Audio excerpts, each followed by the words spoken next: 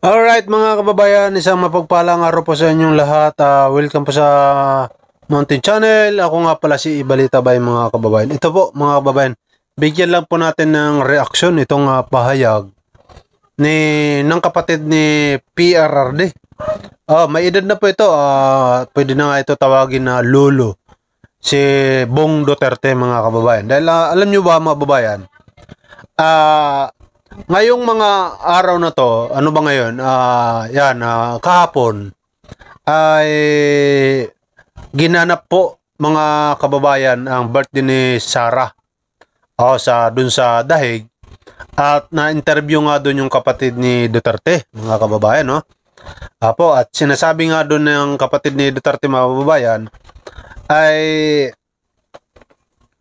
paano raw, ano raw ang mararamdaman ni Amy Marcos kung sakasakali itong si Pangulong Bongbong Marcos ay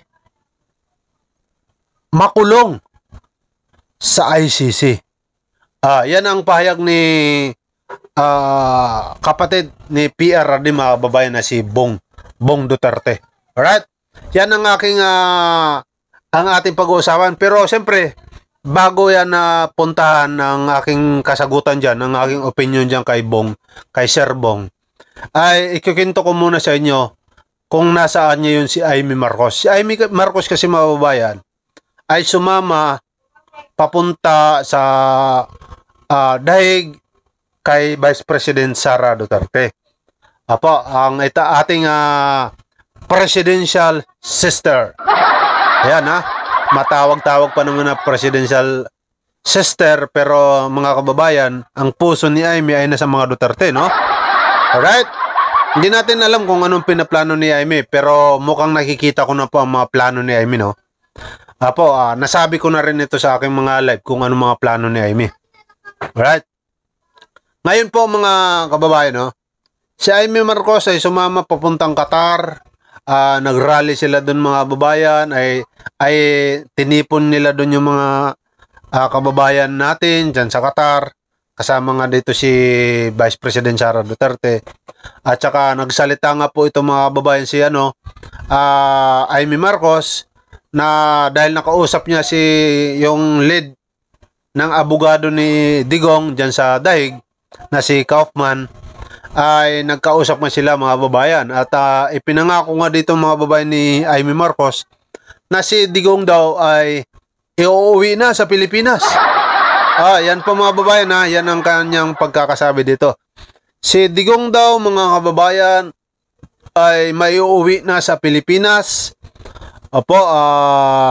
Gagawin daw ang lahat ni Amy Marcos para itong si Digong maiuwi. Alright?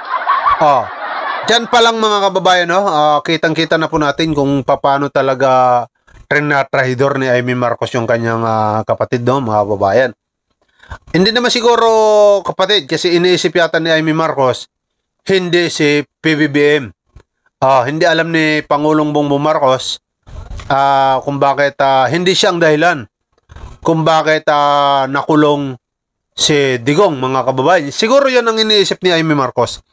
Ang hindi po yata alam ni Senadora Amy Marcos, mga kababayan, na hindi naman makukulong si Digong talaga kung hindi alam ng presidente natin. Di ba? Dahil kung matatandaan niya natin, mga kababayan, galing mismo sa press con ng ating presidente bago nilipad si Digong papuntang Dahig. Kaya alam na alam talaga ni PBBM, di ba? Yan ang iniisip ni Amy, hindi yata alam. Ang sinisisi niya dito ay si Lisa Marcos at saka si Martin Romualdez, mga kababayan, no? Yan po ang kanyang parang sigurado na siya na silang dahilan kung bakit naalis nga si Digong sa Pilipinas, mga kababayan, at nakulong sa Dahig. Ngayon, dito tayo magkakaalaman, mga kababayan, dahil hindi lahat ng mga DDS ay gusto si Amy Marcos. Tulad yan, si Amy Marcos, gustong-gusto niya iuwi si Digong sa Pilipinas. Hindi natin alam kung paano nila gagawin yun. Pero yung mga DDS, ibang DDS, ayaw naman kay Amy Marcos. Ano to? Drama? Na kunyari ayaw nyo kay Amy Marcos pero gustong-gusto nyo naman ang kanyang ginagawa? Diba, mga babayan? Pangalawa, itong salita ni Bong Duterte na kapatid ni PRRD na sinasabi niya dito, ano ang mararamdaman mo, Amy Marcos, kung itong si PBBM ay makukulong din sa dahig, mga kababayan? Alright? Okay, dito na papasok ang aking sagot dito kay Sir Bong. Bakit? Si PBBM ba ay mamamatay tao?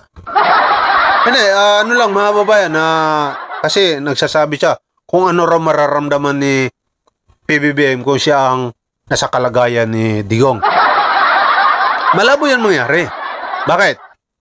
Alam naman natin na Sir Bong Duterte na si PBBM ay hindi mamamatay tao. Number 1 yan. Number 2, ang ating presidente ay hindi naging abusado sa kanyang kapangyarihan.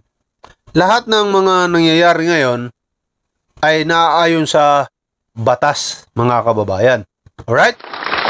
Pangatlo, mga kababayan, hindi mangyayari yan na ihahalin tulad ninyo si PBBM kay PRRD, samantala si PBBM, presidente natin yun. Tama? Baka naman sabihin nyo, pagbaba niya. Anong kaso? May nakita ba kayo sa mga video dyan na umaamin ang ating presidente? May narinig ba kayo sa video na sinasabi ng presidente, patayin nyo lahat yan? Na meron akong sariling death squad sa aming Ilocos? Meron bang ganun pag-aamin? Diba? Wala. Kaya napaka-imposible niya na wag mo nang ihalin tulad Sir Bong Duterte.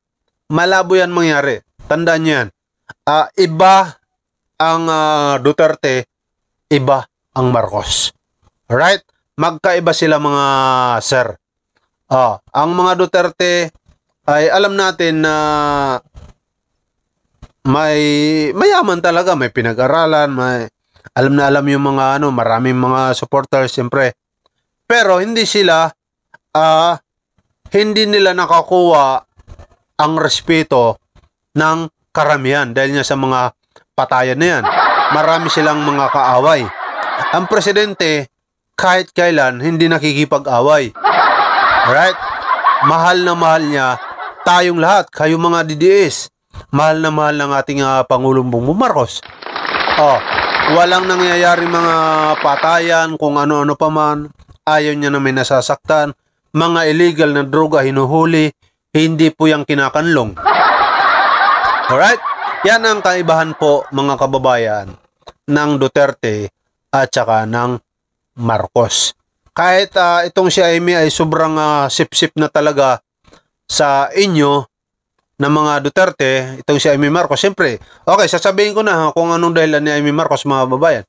Si Amy Marcos kasi, alam niya kasi na ang kanyang kapatid ay presidente na.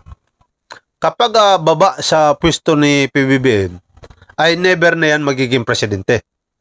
Ngayon, kung ano pa man ang ginagawa ni PBBM ngayon, ay itong si Amy Marcos, ililihis niya siyempre yung sarili niya. Ihihiwalay niya sa kanyang kapatid ang kanyang sarili. Para kung ano man ang maibato dito sa administrasyon ni PBBM, hindi kasama si Amy Marcos. Malinis si Amy Marcos, mababayan. Kunyari, hindi siya kasali dyan. Kasi ang presidente, hindi na magiging presidente kailanman ulit.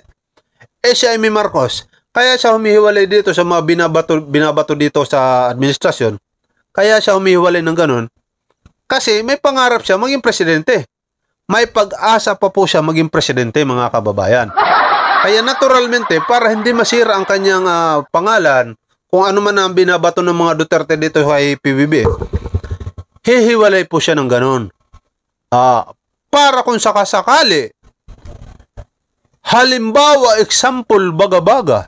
Ha? Si Pangulong Bongbong Marcos ay pag-initan ng mga Duterte, kalabanin sila, pagbaba sa pisto, singilin sila kung ano-ano mga paparatang. Ay mayroong isang Amy Marcos ang magtatanggol sa kanyang kapatid. Nagigits niyo ba mga kababayan? Mayroon isang Amy Marcos pa rin na aasahan ng ibang mga Marcos na mag-aangat ng kanilang pangalan pa. Alright? Kung sakasakali man, mapaniwala ng mga Duterte ang karamihan sa ating mga taong bayan. Nasiraan ng siraan nila ang administrasyon ngayon. Alright? Nagigis nyo na ba mga babayan? Yan po ang aking punto dyan. Okay mga babayan, narito ang pahayag ni Bong Duterte, mga kababayan, sa interview. Panorin. Mula Senado hanggang The Hague, Netherlands, nagpakita ng suporta si Senator Amy Marcos kay dating Pangulong Rodrigo Duterte na nasa kamay pa rin ng ICC dahil sa crimes against humanity na kaso. Panoorin natin ang agenda report ni Hannity. We will bring PRRD home. Yan ang pahayag ni Senator Amy Marcos matapos makausap ang legal counsel ni former President Rodrigo Duterte sa ICC. Nasa Hague, Netherlands ngayon ang senadora kasama si Vice President Sara Duterte.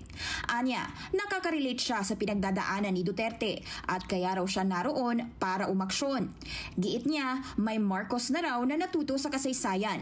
Ilang dekada pagkatapos ng EDSA Revolution, ayaw na niyang maulit ang nangyari sa kanyang ama. Una nang pinuri ni Attorney Nicholas Kaufman ng senadora nang pangunahan nito ang Senate hearing tungkol sa pag-aresto kay FPRRD noong March 11. Lumabas doon ang mga argumentong wala dapat jurisdiction ng ICC, ang argumentong katulad ng isrumite ni Kaufman sa korte. Sa May 31, ipagdiriwang ni VP Sara ang kanyang birthday sa labas ng ICC Detention Center kasama ang ilang mga taga-suporta. Wala pang kumpirmadong detalye kung sasama rito si Senator Amy. Pero may panawagan ang kapatid ni FPRRD na si Bong Duterte sakaling magpang-abot sila ng presidential sister. I will really tell them, nakita mo na ang sitwasyon. Pero how would you feel if si BBM nasa loob? Yeah.